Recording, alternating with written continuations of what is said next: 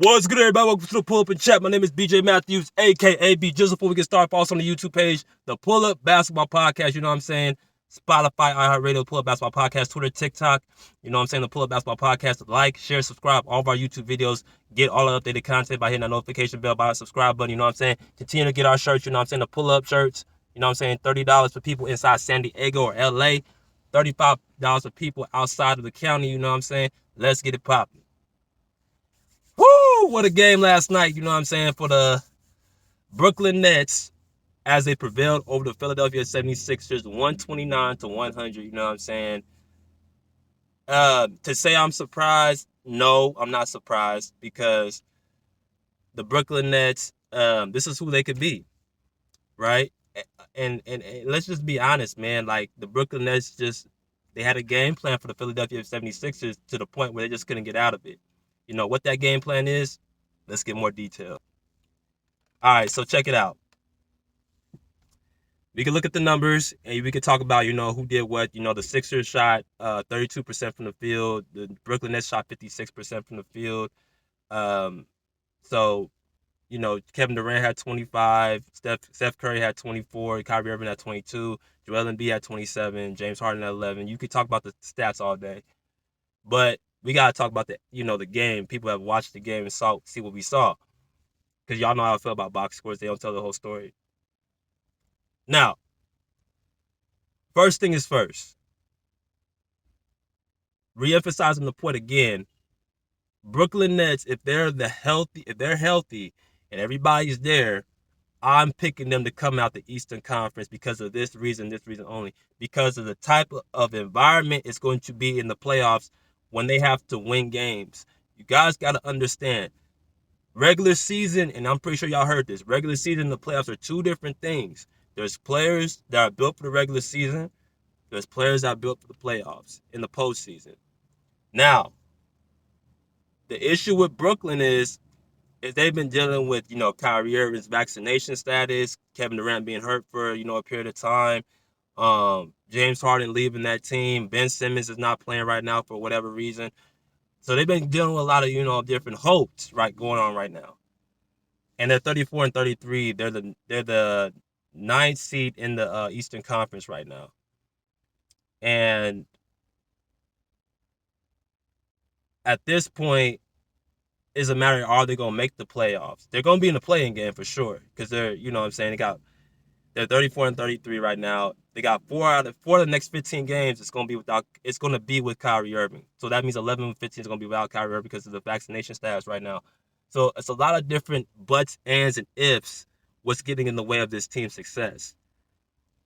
So that's going to be important. But as far as last night's game, it showed me that the Brooklyn Nets are a dangerous matchup for the Philadelphia 76ers, because let's just talk about Philly's side.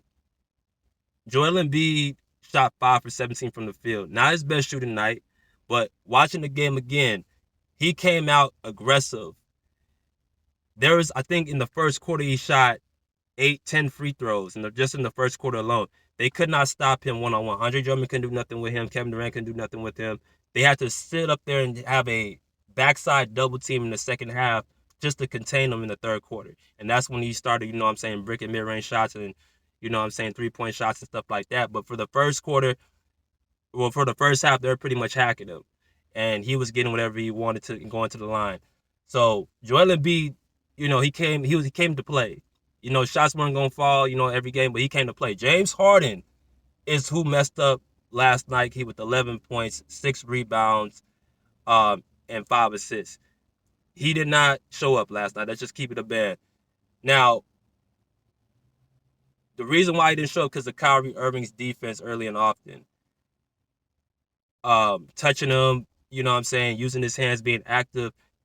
It's like him being with the Brooklyn Nets, James Harden, Kyrie Irving knew how to defend him exactly.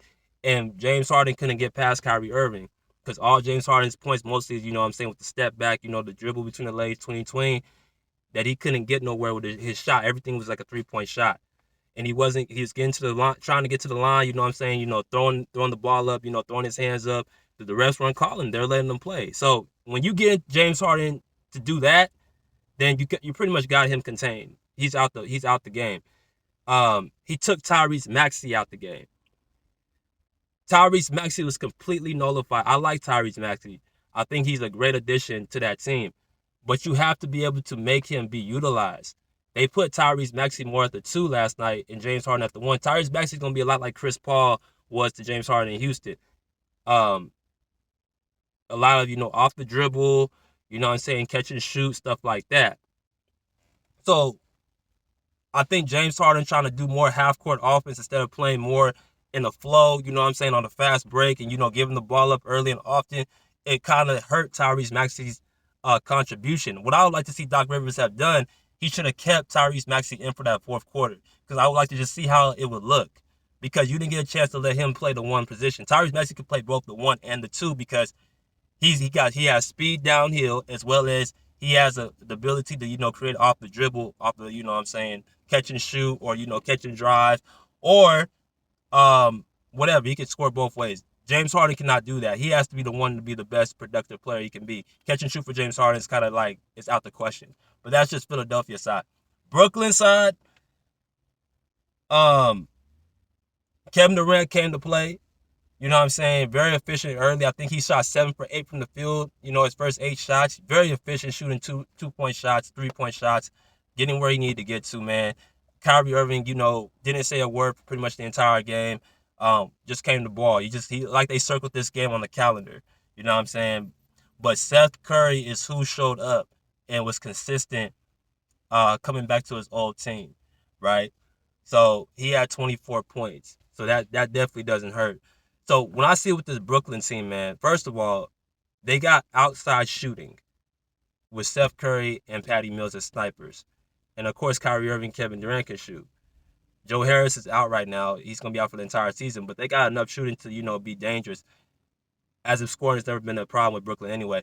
But what I think people are starting to understand is that this ain't the Brooklyn team that you could say that didn't have defense. The addition of Andre Drummond and Nick Claxton and Ben Simmons, when he comes back, you can't say they don't have defense no more. Andre Drummond did a great job on Joel Embiid in the third quarter when they started, bringing in help for him. He was staying, honest with his defense. He was playing high intensity, even though he picked up fouls. So you can't say that they don't have defense no more. And again, like I said, Kyrie Irving took out James Harden early in the game. Now, if Kyrie Irving, who's not known for a defensive player, but who can play defense when he wants to, did that to James Harden, what the hell do you think Ben Simmons is going to do? Because, like him or not, yes, we saw what he did in the playoffs last year, giving the ball up, under the basket and all that shit, but he's an elite defender at 6'10", and he can run the offense free flow. So he can get the ball to Kyrie Irving and Kevin Durant to the point where he don't have to shoot shots, and he's not going to be having to put that pressure on him going to that free throw line. So people, I think, need to really understand and analyze the fact that Ben Simmons, we can say is a great addition or a great replacement for James Harden. Because now Kyrie and Kevin Durant can get what they need to get, and Ben Simmons don't have to, be liable at that free throw line. You understand? Because the game is going to be so out of reach, but that's not going to even matter, as you guys saw last night. So, again, Brooklyn, they can beat Philly, they can beat Miami, they can beat Milwaukee, they can beat Chicago, they can beat Boston. Now, Boston's going to be interesting because they're a bad matchup for Boston because of Jason Tatum and Jaylen Brown. But, again, all in all, I think with the experience and the clutch genes of, Kevin Durant and Kyrie Irving, it'll be enough to offset Boston. It'll be a good matchup, but I think the Brooklyn will prevail. So, what I think about Brooklyn, I think they can make it to the finals again. And, again, I think they can make it to the finals, and I wouldn't be surprised. So it's just a matter of if they're going to be able to make it out the play-in because of the whole Kyrie Irving situation. But that's all I got to say. That's all my sentiments, you know what I'm saying? Like, share, subscribe, all of our YouTube videos, you know what I'm saying? Pull up a seat, pull up a chair, pull up. Peace. Out here like swimwear.